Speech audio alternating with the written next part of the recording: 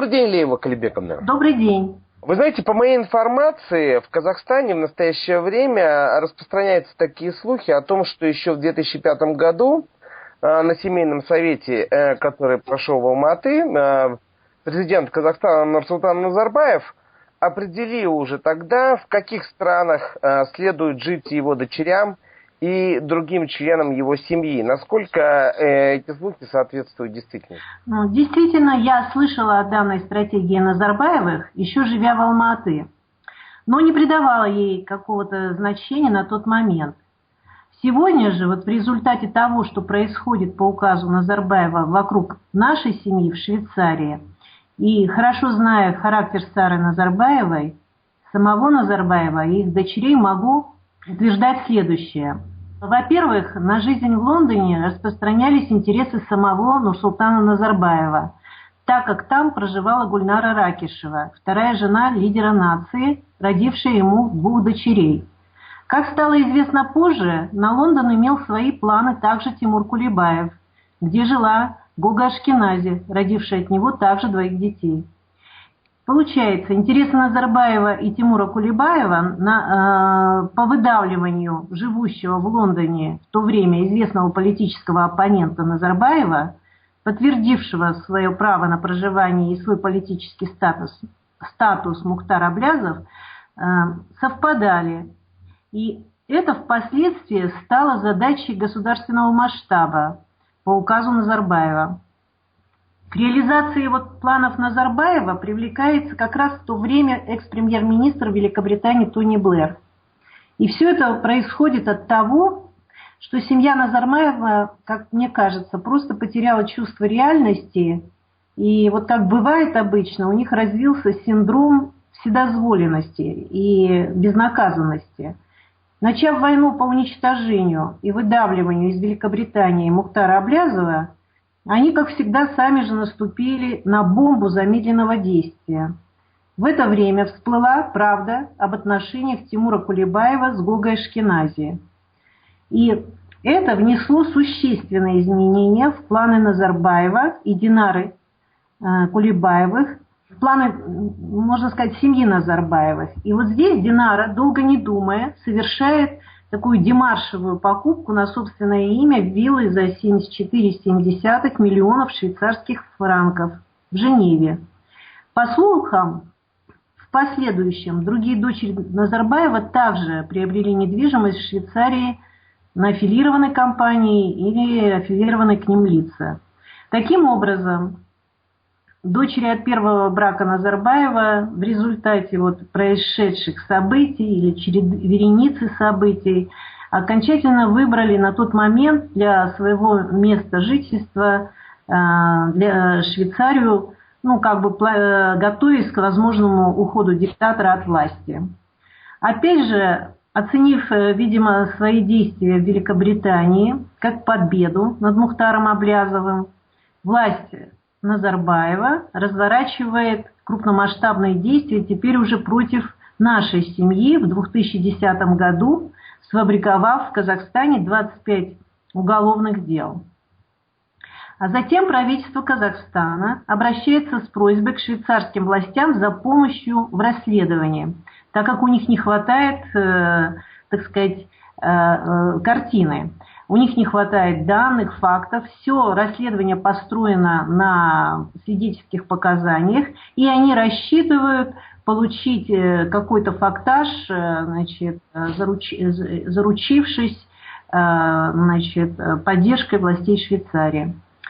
За столь полномасштабными затратными действиями власти Казахстана для бюджета страны, где большинство населения, можно сказать, находится за чертой бедности, кроется банальная вседозволенность. Я бы сказала, ненасытность потерявшего чувство реальности диктатора Назарбаева. Почему я это утверждаю. Наши дети проживают в Швейцарии с 1903 года. Это сегодня, можно сказать, почти 20 лет. Мы с Виктором Вячеславовичем принимаем также решение о переезде на постоянное место жительства в Женеву в 2007 году, приняв для себя нелегкое решение значит, об отъезде, приостановить свою трудовую деятельность. И мы решаем воссоединиться, значит, со своими детьми и, значит, уезжаем на постоянное место жительства в Швейцарию. В 2009 году Динара перебирается из Лондона, из Лугана, швейцарского Лугана, в Женеву.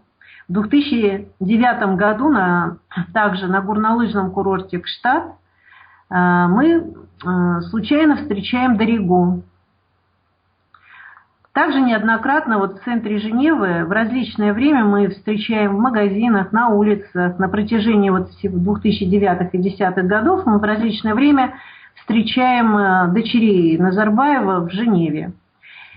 В эти же годы наш сын развивает собственные проекты. Для продвижения этих проектов необходимо проводить соответствующие пиарные кампании. Это вызывает недовольство или зависть в Казахстане у руководства страны. Также у дочери у нас в Женеве на тот момент был небольшой ювелирный бутик Каррера. Все это вызывает, можно сказать, гнев у дочерей диктатора. И здесь сказываются также внутренние проблемы, конфликты внутри семейного клана Назарбаевых. Дарига, имеющая недвижимость в Австрии, на тот момент после развода с Рахатом Алиевым, естественно, избегает визитов и тем более жизни в Австрии. И дочери, находящиеся в 2009 и в 2010 годах в ущемленном положении, естественно, ожидают существенных компенсаций от своего отца, президента Казахстана.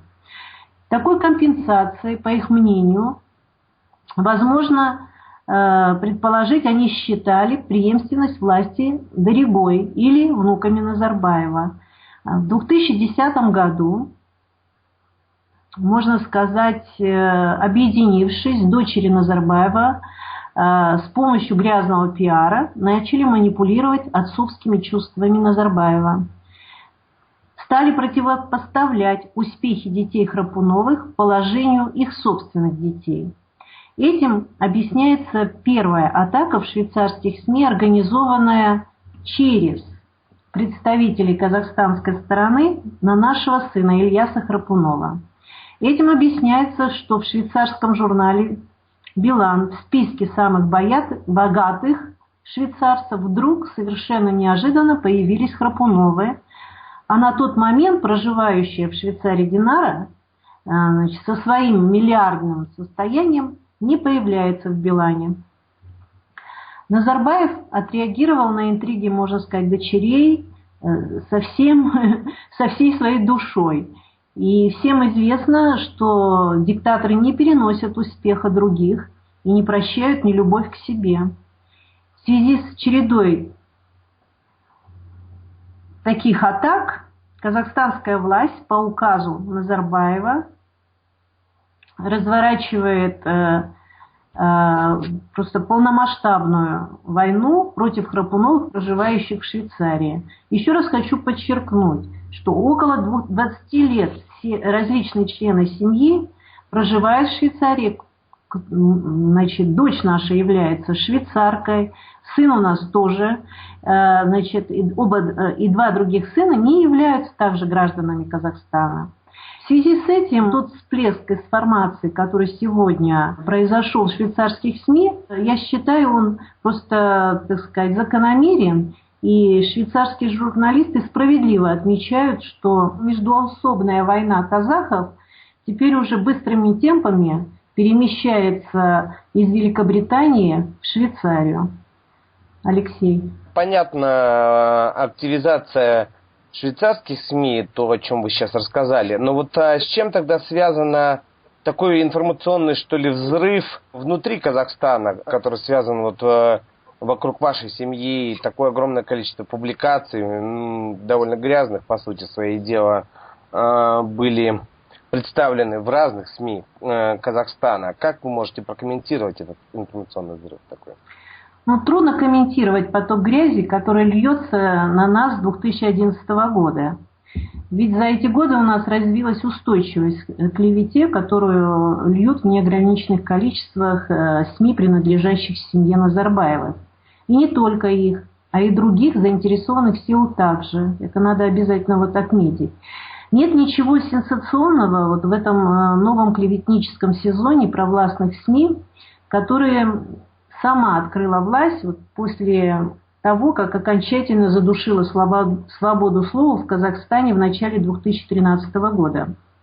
Если говорить о «Казахстанской правде», например, можно констатировать факт обмельчания правительственного издания и тот накал возмущения, с каким пишет газета, лозунгового стиля, призывы, как все и вот было и раньше в духе хорошего советского застоя. Но ведь вот здесь вот форма не главная, куда важнее содержание. И вот здесь хочу подчеркнуть, что с логикой очевидная проблема у авторов. Ну, кто может вот назвать Лейлу Храпунову выдающимся бизнесменом, спрашивает «Казахстанская правда». Но вот опять-таки, выдающиеся женщины эпохи Назарбаева сделали меня как раз-таки казахстанские СМИ совместными усилиями с финансовой полицией. Если же говорить в том же стиле, то надо сказать, что ко всем чертям в таком случае надо гнать, извините, и президента Казахстана, и правительство страны, которые 20 лет позволяли нам в таком случае действовать на территории Казахстана. Ну, можно сказать, что награждали, назначали на ответственные посты. И в эпоху Советского Союза, значит, ЦК, наверное, не допустила бы такого факта. И в первую очередь освободили бы от занимаемой должности Назарбаева и его кабинет за упущение в работе.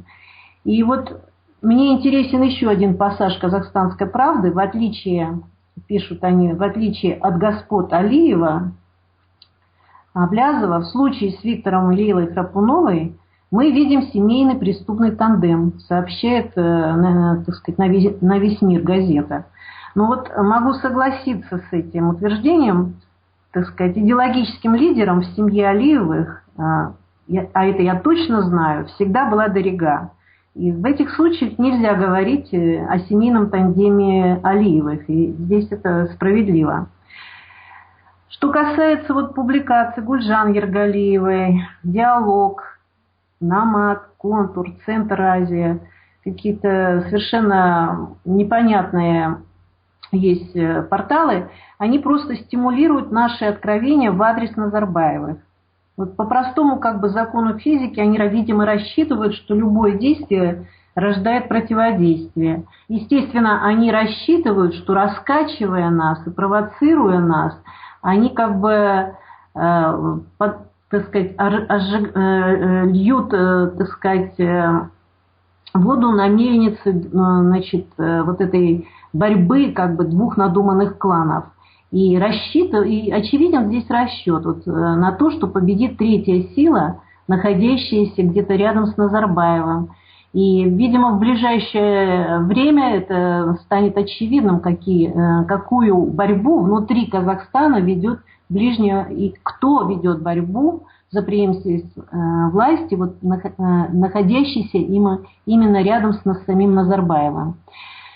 Ну вот хочется сказать, господа, если вам, в таком случае просто хочется сказать, господа, если вам для свержения власти Назарбаева необходимо запугивать его Храпуновыми и Аблязовыми, то, пожалуйста, демонизируйте нашу угрозу в глазах Назарбаева. Лишь бы ваша цель свергнуть власть диктатора была бы достигнута. Но вот хочу, чтобы эти господа учли. Цель-то у нас одна, а принципы, очевидно, разные. И вот хочу сказать, что наша вот сила все-таки в силе правды, и это наш главный принцип. Вот и здесь вот я хочу сказать, что закономерно, что все-таки правда победит, и Назарбаевым Кулебаевым в любом случае придется компенсировать нанесенный ущерб и государственной казне, и частным лицам, и, возможно, даже отсидеть сроки за свои злодеяния. Это я говорю просто к тому, что старшая дочь Назарбаева или ее доверенные лица все-таки вынашивают и как бы свои идеи наследия. И вот просто неустанно не перестают работать сами с желтой прессой, раззадоривая нас, с целью, чтобы с нашей помощью довести своего престарелого отца, вот запугать диктатора, довести его до инсульта. И все повторяется, знаете, как по Шекспиру в «Короле Лире». Но я должна обратить их внимание, что им все равно тоже придется отвечать за содеянное. И не только перед, так сказать, страной, но и перед Всевышним. Ну а что касается нас, как говорится, мы будем следовать такому принципу: собаки лают, а караван идет. Это восточная мудрость, Алексей. Я думаю, что вот мы сейчас еще вернемся в сложную интригу со старшей дочерью Нурсултана Абишевича. Но вот меня сейчас конкретно еще интересует вопрос, связанный с компанией «Виллет», которую мы затрагивали раньше. И у меня вот такой вопрос. Правильно ли я понимаю, что вот Динара как-то получается, что сознательно пошла на получение вида на жительство, и оно такое, как бы это сказать, не совсем корректное с точки зрения закона. И это ее самостоятельная такая рискованная инициатива, либо мы имеем дело с созданием, искусственным созданием подобной ситуации и попыткой угодить ее желаниям любыми средствами. Вот какой у вас комментарий по этому поводу? Ну, год за годом, это не секрет, вытеснялись и уезжали из Казахстана в другие страны профессионалы, личности, имеющие собственный. Те, кто верил в то, что, значит, казахстанское общество их поддержит в борьбе с диктаторским режимом, остались в Казахстане. Ну и как мы свидетелями чему мы являлись, были уничтожены или посажены в тюрьмы, да и многие сегодня преследуются, самые яркие были просто ликвидированы. И вот в окружении Назарбаевых остались преданные ему, в кавычках, люди. Скорее всего, это просто присосавшиеся к этой семье пиявки. Вот такие, мне кажется, горе-профессионалы, окружающие семью, и создали Динаре Кулебаевой криминальную проблему в Швейцарии.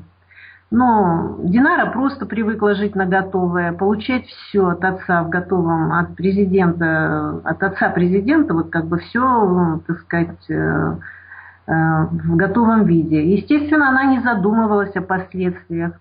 Поэтому вот с ней случилась такая шумная история с покупкой виллы по такой вот, знаете, неоправданно завышенной цене.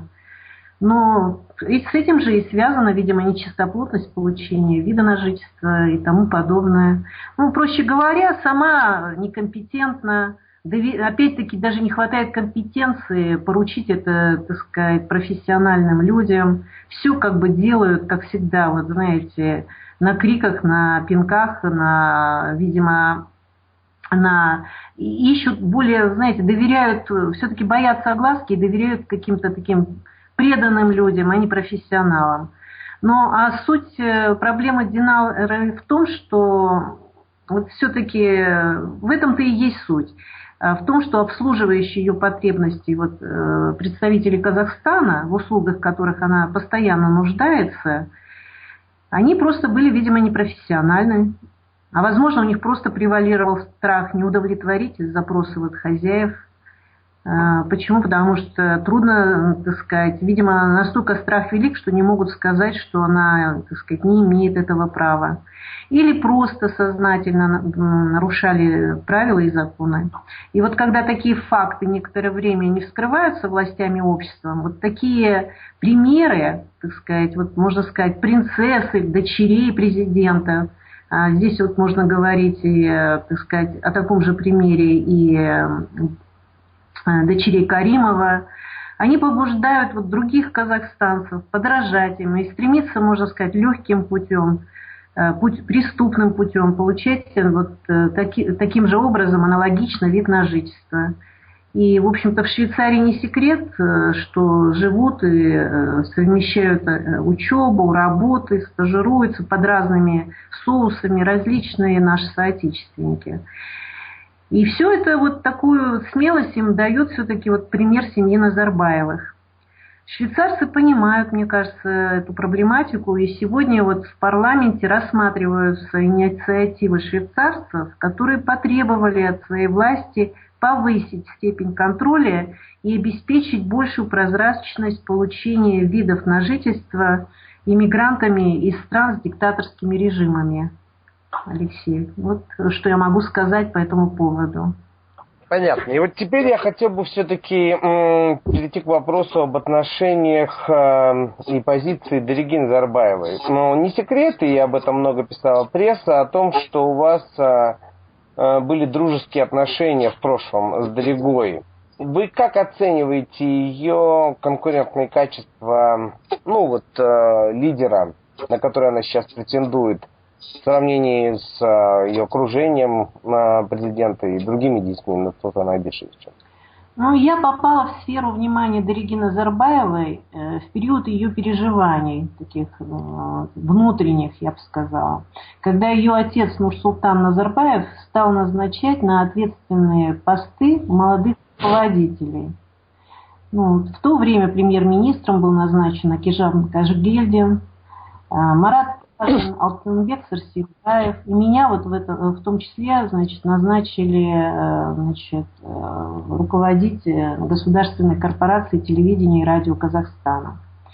По инициативе Дариги у нас состоялся с ней разговор. Она была серьезно расстроена, обеспокоена тем, что ее ровесникам, а она вот в пример ставила конкретно Марата Тажина, ее ровесника, он 63-го года рождения, что Назарбаев доверяет ему, в частности, высокий государственный пост, а ее талантов политолога президент не замечает. Этот разговор состоялся у нас примерно в 1994 году. Она выглядела в тот период чрезвычайно неуверенной, обиженной. В то время с ее слов было понятно, что она завидует Динаре, которая получает все желаемое, по волшебной палочке, вот, без особых проблем как любимая дочь от своего отца-президента. Она дала мне понять, что рассчитывает на мою поддержку перед собственным отцом, Назарбаевым. И ее интересует работа в структуре РК-ТРК, которой я руководила на тот период. На тот момент передо мной была разыграна определенная сцена в духе Дариги. И я не могла, естественно, остаться безучастной. А если вот откровенно сказать, у Дариги в то время отсутствовали какие-либо объективные, профессиональные, конкурентные качества для работы в данной сфере. Я бы сказала вообще, потому что это был ее первый опыт работы, можно сказать, в каких-то коллективах. Могу в случае с Даригой признать свою собственную недальновидность, так как не учла мстительный характер Дариги, и вот могу сказать, что здесь вот она вне конкуренции. Ну, Алексей, вот максимум, что я могу сказать о ее каких-то конкурентных способностях, я их не замечала на тот момент, в 94-м, 3-х годах я не замечала. Но насколько выгодным было иметь отношения для вас с Даригой Назарбаевой? Невыгодно, опасно и совсем неинтересно. Как бы я сказала, общаться с человеком, который не способен был вести диалог, неинтересно. Общение в 2007 году имело форму ее односторонних монологов, каких-то собственных инсинуаций, собственных претензий. Заканчивалась обычно словами назидания. Она любила давать характеристики людям, любила унижать людей, вот, пользовалась вот этим своим особым положением. Это уже вот к 2007 году это просто было неприятно. Ну, было впечатление, что человек говорит о чем-то своем, только ей понятном, и ей совсем не важно было, для кого, кому и что она говорит. Такая, знаете, скажу вот совершенно, любому человеку, вот, наверное, непосвященному, это могло производить впечатление некой, так сказать, распущенности в общении, вседозволенности. Ну, надо сказать, что она, конечно, знает, с кем это позволять. Наверное, вне Казахстана она себе такие вещи не позволяет, возможно. Только в кругу какого-то вот такого общения, где она понимает, что это может пройти. И поэтому здесь в общении с ней у меня не было никакого эксклюзива. Вот действительно у ее близкого окружения, думаю, более богатый архив ее вот каких-то опусов. Она любит много и долго говорить, такие длинные, она любит длинные тосты в кругу своих, значит, близких подруг, которых она называет «клуб одиноких баб». И вот это ее стиль, значит, разговорный стиль. Вот она делает такой, знаете, немного провокационный стиль, когда люди ожидают, что дочь президента страны должна все-таки демонстрировать некую такую более интеллигентную речь, она, значит, всегда провоцирует и пытается заигрывать с людьми, показывая, что она вроде бы такая же, как и все. И вот она своих подруг называет клубом одиноких баб. И я не сомневаюсь, что, значит, у этих вот, у этого ее ближнего окружения есть действительно богатый архив щекотливых, не сомневаюсь, фактов из ее личной жизни, которые, безусловно, со временем они же и сделают достоянием гласности. А если более подробно говорить о периоде, когда мне посчастливилось быть ее руководителем, а это 1994-95 годы, Дарига, естественно, так сказать, вмешивалась в присущей им манере в рабочий процесс. Ну, несмотря на то, что она была совершенно еще как бы новый специалист, но она считала, что как дочь Назарбаева она должна вмешиваться во все. И, естественно, ее масштаб был таков на тот момент, что ее интересовали какие-то такие детали. И это был в связи с этим самый некомфортный период для меня, моего знакомства с Даригой. Например, вот, после непродолжительного периода ее работы в корпорации она предъявила мне вдруг претензии. Ну, видимо, ей не нравилась популярная вот эта телеведущая Рабига Аманжолова. И претензии Дариги заключались в том, что Рабига пользуется как бы преференциями в корпорации. И она обвинила меня, значит, в какой-то конъюнктуре. Она сказала, что это все из-за того, что она является пассией помощника президента. На тот момент это был Имангалит Асмагамбетов. Уж не знаю, почему была такая ревность к Рабиге Аманжоловой, но это мне в работе доставило, так сказать, большой дискомфорт. В другой раз ситуация практически повторилась. Она пришла обсудить, если я слышала разговоры о том, что теперь, значит, ходят слухи, что она не является родной дочерью Назарбаева. И, так сказать, в то же время она сообщила, что ее ближайшее окружение считает, значит, что вот ее отец, президент Назарбаев, назначил меня должность руководителем корпорации благодаря тому, что теперь уже я являюсь пассией Назарбаева. И вот представьте, как можно, значит, работать вот в такой атмосфере, где, так сказать, присутствует дочь Назарбаева, и которая вот, шаг за шагом создает необходимую ей ситуацию, атмосферу в корпорации. Естественно, я понимала, что она приходит не с целью услышать вот этот мой ответ, что это за бред и так далее. Так сказать. Я думаю, что она прекрасно знала, что и что.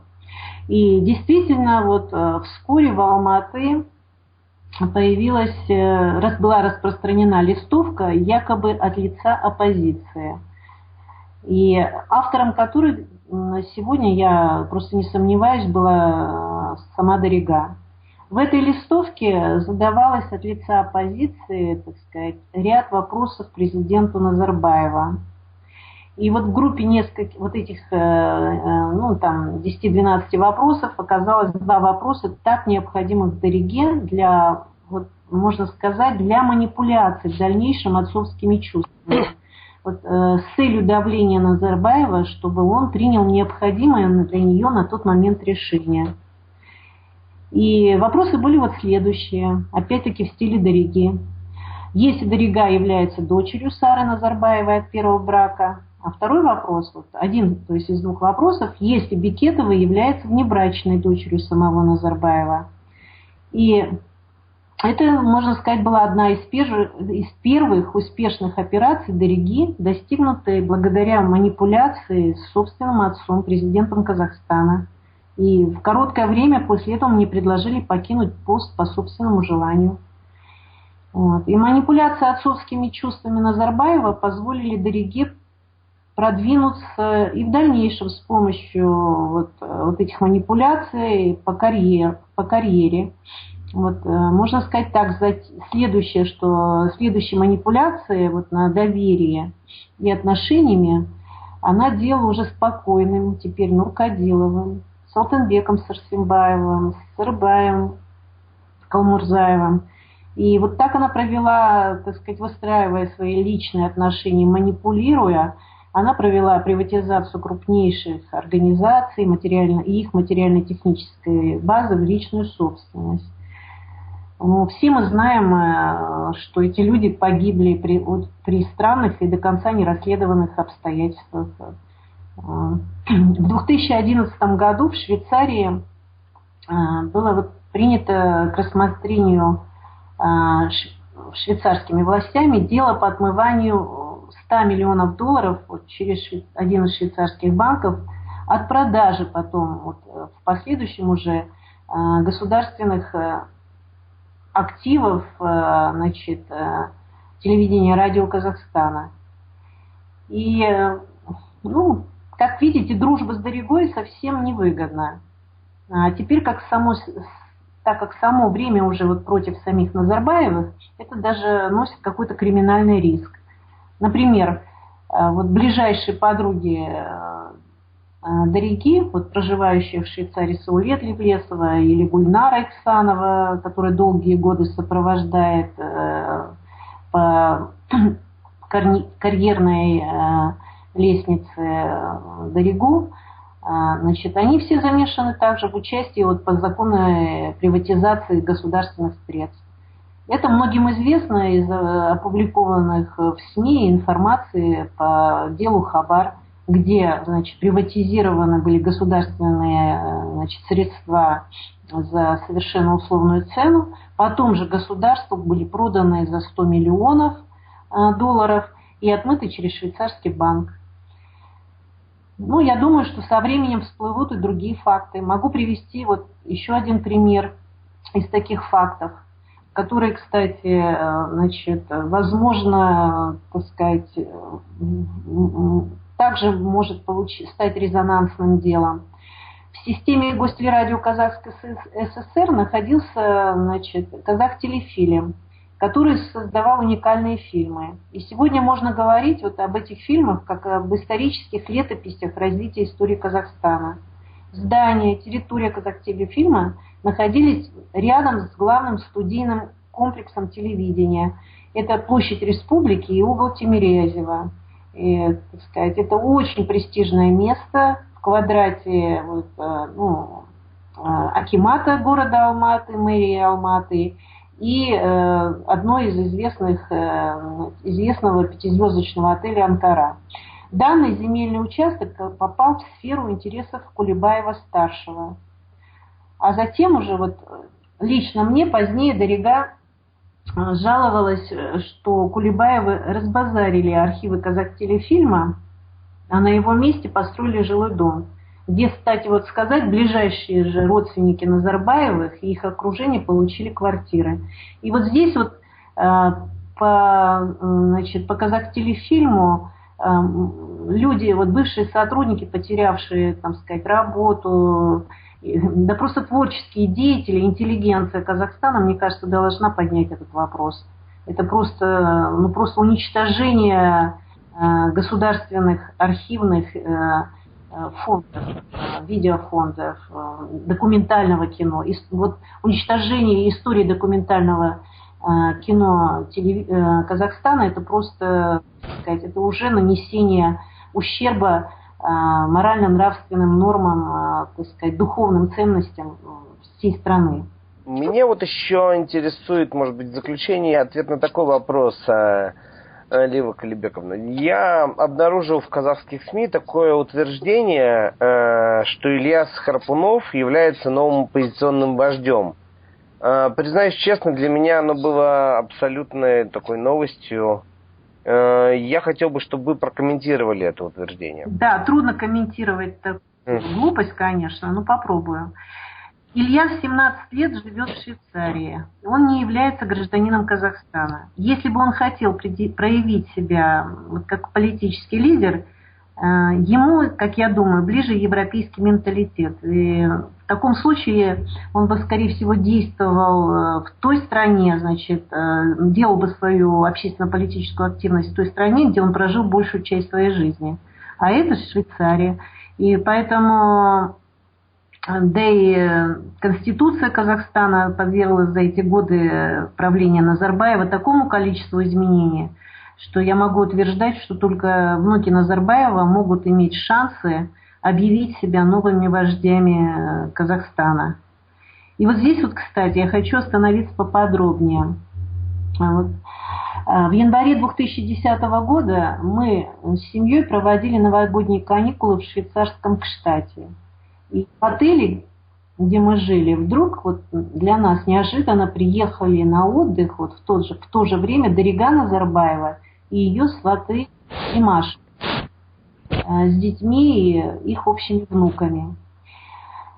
Дарига вот при встрече, встреча была, так сказать, неожиданная, она, естественно, растерялась и спросила, ну что ж теперь будем делать? И вот, естественно, так как я, как человек более старший, сказала ей, ну давай хотя бы поздороваемся.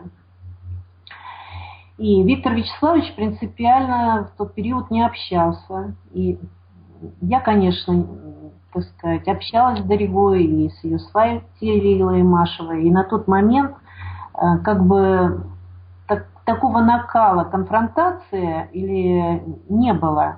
И, в принципе, можно было бы, значит, как бы не развивать вот это вот, так сказать, не заниматься экстрадицией вот этого конфликта, который в то время шел в Англии. И я с этой целью вообще совершенно, так сказать, мирно настроена, общалась с этими дамами. Но было видно, что Дарига, очевидно, в депрессии. И, как сказала моя тезка Лейла Имашева, значит, она поделилась своими такими откровениями, значит, что Дарига планирует уехать из Казахстана.